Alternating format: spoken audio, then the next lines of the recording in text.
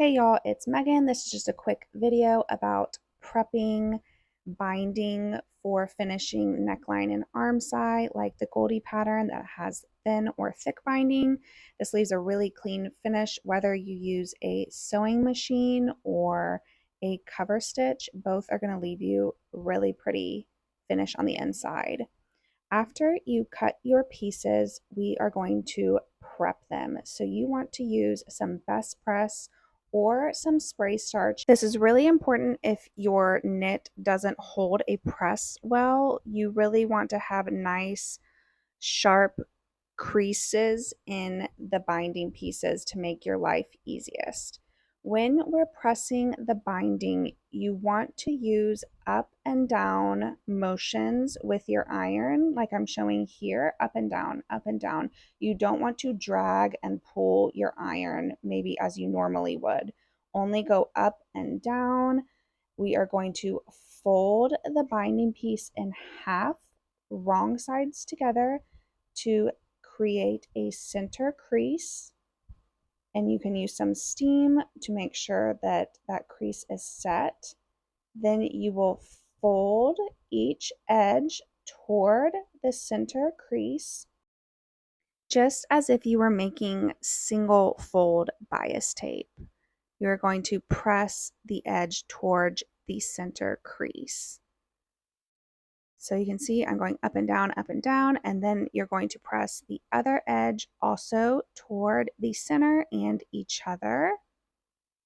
If your fabric isn't holding the press well, again, try to use some best press or starch. Then fold it in half one more time to enclose the edges like a double fold bias tape. So give it a nice press and steam in half, and then I always like to measure and double check and compare the measurement to the pattern pieces or cut chart to make sure I didn't accidentally stretch the binding piece out while I was pressing.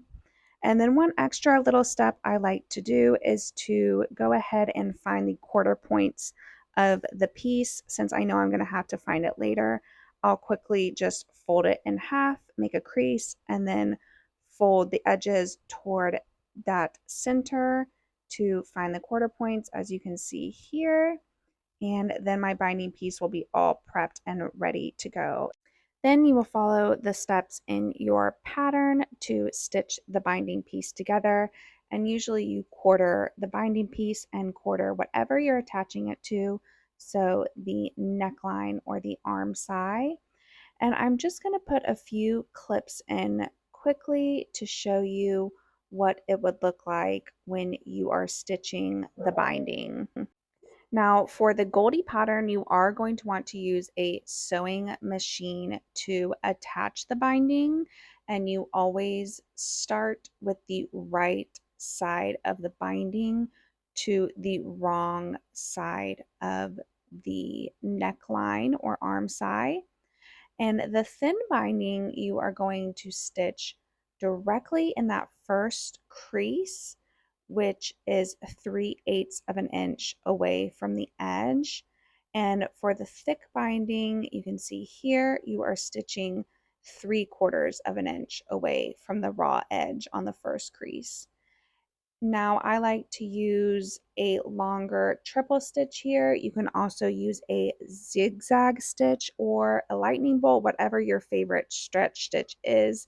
You just want to make sure that you are stitching either directly on or a little inside that first crease line. Then you press the binding toward the right side, and you're going to repress the edge towards the center and fold the whole binding piece over on the center crease line so that you cover the seam that we just made and all the raw edges, and you pin the binding in place. This is why our crease lines are so important, because we're using them not only to sew when we attach the binding, but also when we refold. This makes it way quicker and easier if you have really nice crease lines. Then once it's all folded over the raw edges, then it's time to edge stitch or top stitch the binding in place. I like to use my cover stitch machine, or I also like to use my sewing machine. Again, you can use a longer triple stitch, a zigzag stitch, whatever your favorite stretch stitch is. And that's it. Please let me know if you have any binding questions, and I will try to answer them.